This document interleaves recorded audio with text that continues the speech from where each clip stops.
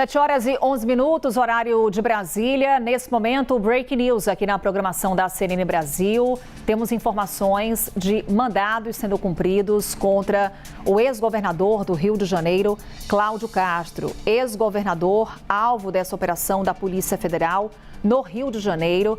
Informações de que, nesse momento, agentes da PF estão na casa de Cláudio Castro, num condomínio de luxo na Barra da Tijuca, zona sudoeste da capital fluminense, para o cumprimento desse mandado de busca e apreensão. Informação que temos no momento, os detalhes que vão chegando aqui aos poucos à redação da CNN Brasil.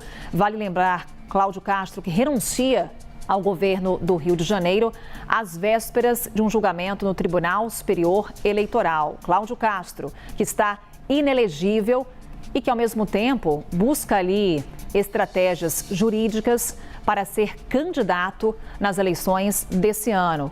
Ainda sem grandes detalhes com relação ao que pesa contra o ex-governador do Rio de Janeiro, o fato é que, nesse momento, temos agentes na casa de Cláudio Castro, ex-governador do Rio de Janeiro, agentes da Polícia Federal. Operação que está em andamento agora.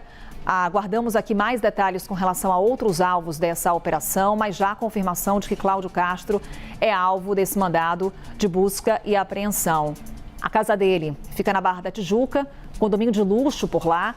Então, claro que daqui a pouquinho teremos Kleber Rodrigues lá no Rio, trazendo mais detalhes sobre o que está acontecendo agora. Temos Cláudio Castro e mais um alvo aqui também confirmado pela equipe da CNN Brasil, dono da Refit.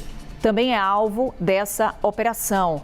Temos, portanto, Ricardo Magro e Cláudio Castro como alvos confirmados dessa operação da Polícia Federal, que está em andamento agora, aguardando aqui mais detalhes por parte da Polícia Federal, mas já confirmados pelo menos 2 alvos, são mandados de busca e apreensão. Ex-governador do Rio de Janeiro e também o dono da Refit, Ricardo Magro, estão entre os alvos. Theo. Pois é, Castro, que passou recentemente por um revés a partir do momento em que o Tribunal Superior Eleitoral condenou a chapa dele no governo do estado do Rio de Janeiro, tanto fez com que ele antecipasse a expectativa de uma condenação no Tribunal Superior Eleitoral, fez com que ele antecipasse a renúncia do governo do estado do Rio de Janeiro. Ele buscava uma vaga no Senado Federal, não tinha um vice-governador do estado, porque tinha indicado o seu vice para ser conselheiro do Tribunal de Contas do estado do Rio de Janeiro. O Rio de Janeiro também com a Alerj desfalcada, porque o presidente da Alerj, Rodrigo Bacelar, havia sido preso por determinação do ministro Alexandre de Moraes do Supremo Tribunal Federal, o mesmo ministro que autoriza, inclusive, essa operação deflagrada hoje pela Polícia Federal. Cláudio Castro, então, buscando uma vaga no Senado, antecipa a sua saída do governo do estado do Rio de Janeiro, poucos dias antes do prazo final da desincompatibilização, com um receio de uma condenação no TSE. A condenação veio no Tribunal Superior Eleitoral, ele foi declarado inelegível pelo TSE, ainda busca essa reversão por meio de recursos na Justiça Eleitoral para conseguir disputar a eleição. Agora a gente vê um outro revés, um outro prejuízo, dessa vez político, também para além de jurídico, do ex-governador do Rio de Janeiro, que é alvo dessa operação deflagrada agora cedo lá no estado do Rio de Janeiro pela Polícia Federal, operação autorizada pelo ministro do Supremo Tribunal Federal, Alexandre de Moraes. Aguardando aqui mais detalhes com relação a essa decisão do ministro, também o que pesa contra o ex-governador e contra o dono da Refit, Ricardo Magro. Vou aqui recuperando aqui informações sobre a Refit. Vale lembrar, né, Theo Cury, em novembro do ano passado já tínhamos também uma operação contra a Refit, contra Ricardo Magro. Estamos falando da Refit, que é apontada como a maior devedora de ICMS em São Paulo e também no Rio de Janeiro, estado que Cláudio Castro governava antes de renunciar ao mandato. A empresa que é investigada por causar esse prejuízo aí milionário aos cofres tanto dos estados quanto os cofres da União, também alvo dessas investigações. Daí a gente já começa a fazer, Telcuri, algumas ligações sobre o que era a atuação da Refit, pelo qual ela já era, inclusive, investigada, e a sua atuação no estado do Rio de Janeiro, governado até então por Cláudio Castro. Tem alguns imbrólios jurídicos da Refit com a Justiça. Então, entre outros pontos, o grupo é o maior devedor de impostos do país, de acordo com a Receita Federal. Os débitos são superiores a 26 bilhões de reais e é um grupo classificado como devedor contumaz. Mantém também relações próximas com pessoas ligadas àquela operação Carbono Oculto. O grupo Refit foi alvo de uma mega operação em novembro do ano passado que mirava um esquema de sonegação fiscal e de lavagem de dinheiro no setor de combustível e, de acordo com as informações da Receita Federal, o grupo também manteve relações financeiras com empresas e pessoas ligadas a Carbono Oculto, que investigava a infiltração do primeiro comando da capital e fraudes no setor de combustíveis, além de ser um dos principais devedores de ICMS aqui em São Paulo. Destaque nesse momento, a Telcuri trazendo informações aqui pra gente. A gente está relembrando as investigações que já pesavam no que se refere à Refit, também no que se refere ao ex-governador Cláudio Castro, já apontando aí a ligação do que as investigações até então já tinham avançado. Agora aguardamos mais detalhes com relação a esse mandado que é cumprido agora, mandados cumpridos contra o ex-governador do Rio de Janeiro e também contra o dono da Refit, Ricardo Magro.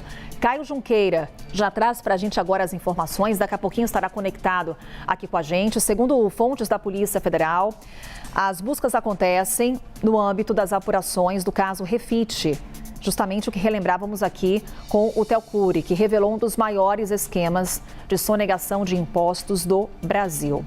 A antiga refinaria de Manguinhos conseguiu, em 2023, durante o governo, então, de Cláudio Castro, o incentivo fiscal para ampliar seu mercado no setor de óleo diesel. Então, também o Caio Junqueira relembrando para a gente as ligações entre Cláudio Castro e Ricardo Magro no âmbito dessas investigações. Moraes que deu essa decisão dentro da ADPF das favelas. Caio Junqueira já está com a gente? Daqui a pouquinho, então, ele vai trazendo os detalhes aqui ao vivo, mas também trazendo esse contexto no qual esses mandados de busca e apreensão são cumpridos. Entendermos aqui as ligações que já existiam quando Cláudio Castro governava o Rio de Janeiro e o que era a operação da Refit no estado, Theo. Pois é, você vê, é uma abrangência muito grande dessa ação lá no Supremo Tribunal Federal. A gente está falando de uma ação que foi apresentada no Supremo Tribunal Federal pelo PSB e depois reforçada também por outros partidos, com o objetivo de tentar conter a letalidade da polícia em operações em comunidades no estado do Rio de Janeiro. Durante a pandemia do novo coronavírus, houve uma decisão do ministro Luiz Edson Fachin. Ele relatava essa ação lá no Supremo Tribunal Federal. Você vai se lembrar, restringindo essas operações por determinado tempo. A partir do momento que houve essa restrição, houve uma redução também na letalidade policial. Estou dizendo tudo isso, parece que não tem relação, mas foi dentro desse mesmo processo. Fachin toma essa decisão, depois há uma construção colegiada de todos os ministros do Supremo num voto conjunto para liberar a retomada das ações policiais nas comunidades do Rio, mas seguindo uma série de requisitos para a redução da letalidade policial, com a utilização, com uma conversa mais afinada entre as autoridades, com disponibilização, por exemplo, de ambulâncias, enfim. Uma série de restrições, no primeiro momento, a helicóptero. Havia uma série de restrições impostas nessa ação. Fachin assume a presidência do Supremo Tribunal Federal em setembro do ano passado, abre mão dessa investigação e o relator temporariamente desse caso, até que haja um substituto, porque essa ação vai para Luiz Roberto Barroso. Luiz Roberto Barroso se aposenta do Supremo Tribunal Federal. Fica um vácuo de relatoria. Alexandre de Moraes assume temporariamente essa relatoria, enquanto o indicado do presidente Lula não é sabatinado na Comissão de Constituição e Justiça. Messias foi rejeitado, então essa ação continua com Alexandre de Moraes, que tem dado decisões e ampliado As investigações têm feito isso, obviamente não cabe ao ministro relator do caso, mas a partir do avanço dessas investigações, há uma abrangência maior do leque e do escopo dessa apuração lá no Supremo Tribunal Federal, que resulta hoje nessa deflagração de operação. E aqui mais informações, Jonas Maia já repassa para a gente o que diz a Polícia Federal sobre essa operação que está acontecendo agora. Polícia Federal deflagrando, portanto, a operação Sem Refino.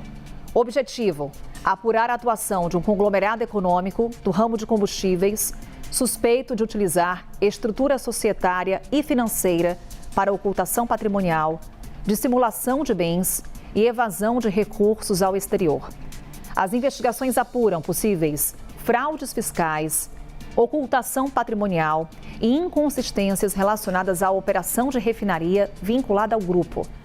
Nessa ação, são cumpridos 17 mandados de busca e apreensão e 7 medidas de afastamento de função pública nos estados do Rio de Janeiro, São Paulo e também do Distrito Federal, por determinação do Supremo Tribunal Federal.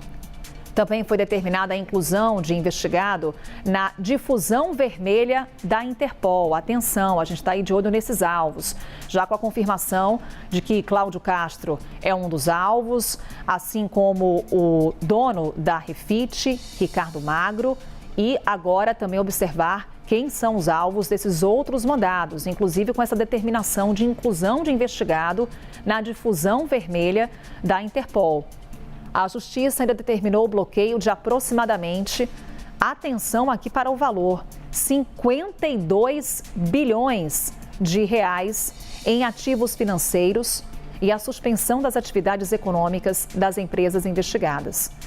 A investigação integra as apurações conduzidas pela Polícia Federal no âmbito da ADPF das favelas, como falávamos aqui com o Theo Cury, relacionada à atuação de organizações criminosas e as suas conexões com agentes públicos no estado do Rio de Janeiro.